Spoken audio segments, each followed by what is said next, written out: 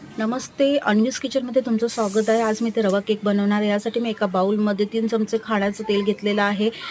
त्याच्यामध्ये अर्धी वाटी मी दही घेतलेलं आहे. 1 वाटी मी साखर घेतलेली आहे. साखर मिक्सरमध्ये बारीक करून घेतलेली आहे आणि 1 वाटी त्याच मेजरमेंटने मी रवा घेतलेला आहे. तो बारीक रवा घेतलेला आहे आणि सगळं बॅटर मी व्यवस्थित मिक्स करून घेणार आहे. स्मूथ बॅटर बनवायचं आहे. आता मी ज्या भांड्यामध्ये केक बनवायचा त्याला छानपैकी तेलाने ग्रीस करून घेणार आहे आणि त्यानंतर इथे मी वेलची पूड टाकलेली आहे आणि 1 चमचा व्हॅनिला इसेन्स टाकले. हे सुद्धा मिश्रण व्यवस्थित मिक्स करायचं आहे आणि भांड्यामध्ये हे सगळं मिश्रण टाकून घ्यायचं. याच्यामध्ये आधी बेकिंग पावडर आणि बेकिंग सोडा टाकायचा आहे आणि दूध टाकायचं होतं. हे सुद्धा पुन्हा मिक्स करून घ्यायचं आहे व्यवस्थित आणि बॅटर असं स्मूथ बॅटर बनवायचं आहे आणि एका भांड्यामध्ये हे ओतून घ्यायचं आहे.